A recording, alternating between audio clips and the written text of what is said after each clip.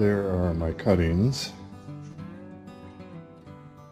I have to go into the house to get my soil mixture because it's frozen solid, and I'll mix that up a little bit and bring that out here and get this stuff potted up. Then it has to sit, I put it by the heater so it's 85-90 degrees. I'll be right back to get these potted.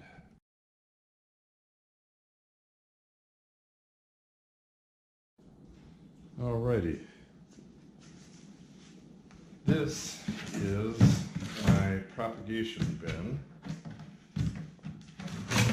It's a real poor quality black bin that I picked up at Menards. What I gotta do is just punch some drainage holes in.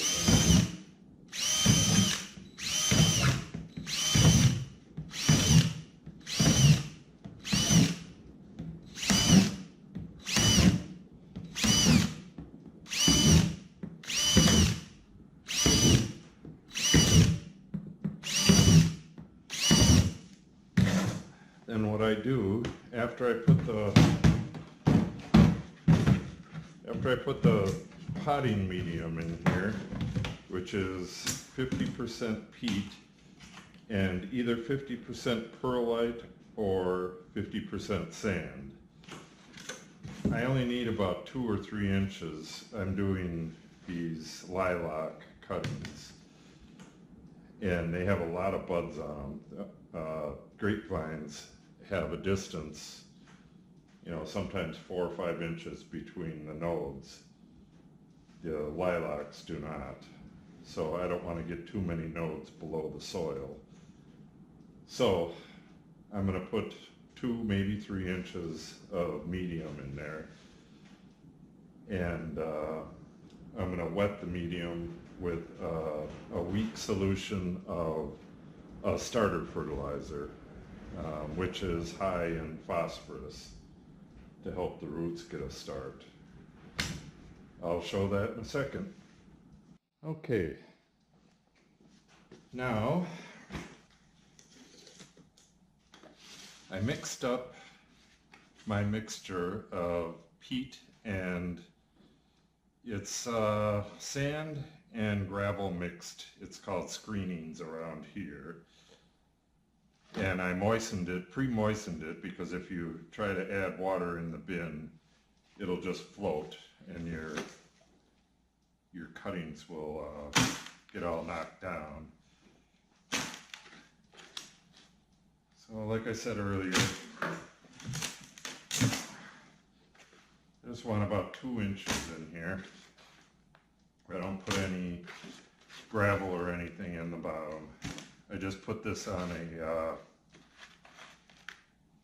one of the plastic shoe or boot things that you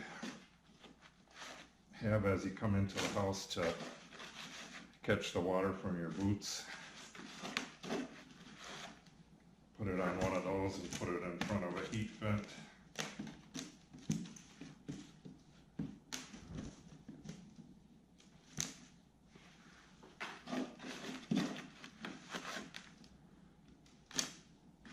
So I moistened this. This was about 1/2 of a bucket. And I think it might be a 3-gallon bucket, 2.5, 3 gallons. I moistened it with about 1/2 gallon of weak starter mixture. Let's see if I can find the, yeah, here it is. For this I used Schultz Starter Plus, but there's other brands. I think this is the first time I've used this, but it's working pretty good.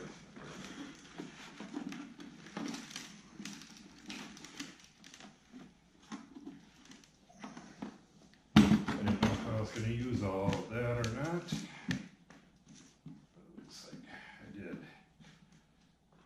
All right. now for the cuttings. For the cuttings, it appears as though I got 12 of the same species. I wanted to get 2 different species because I have one that oh, I need the rooting hormone. I have one species that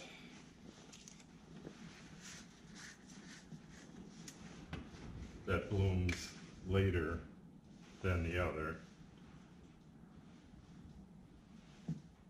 Get a little bit of rooting hormone on it and jab it down in there. What I'm doing is cutting it off right below a node. You can dip this in water, but you get plenty of it on there without. I've never done lilacs before, so we'll see how well this goes. But so far, everything I've done using this method, this is just a modified method of what vineyards use. They do the cuttings in a bag, or at least the ones I know of. They do this exact same thing and then put them in a black bag in a real nice warm spot, dark spot, and they leave it there for about 2 weeks, and by that time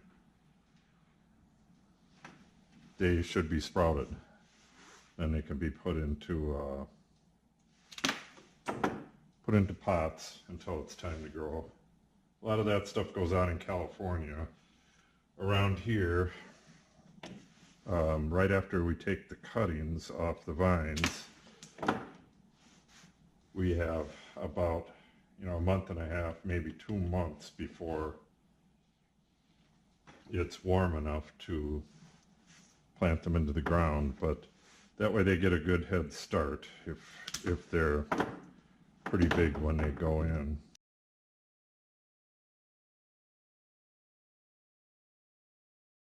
And that's it. You can see, got the bin pretty full. There should be a couple dozen in there. I believe, like I said, I got all the same variety, but it doesn't matter. I'm trying to get a hedgerow to block the view of neighbors. Now, I just add a bit more of the weak starter fertilizer to get some water down to the bottom of the bucket where the rooting hormone is. The bottom of the sticks and the rooting hormone is at the bottom there. Then I put the cover on nice and tight to keep the humidity in, and put this in front of a heater. You can use a grow pad as well. And then just leave it alone. Give it about 2 weeks, and then you can check and see if it's rooting yet. You can generally tell if the buds are doing anything, if they're trying to flower or shoot off new leaves or something. That means that your roots will be going too.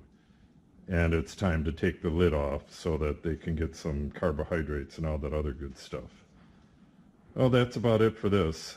I'll update you. When I take the lid off of this, I'll give you an update. And I'll show you what the grapevines look like as soon as I'm done here.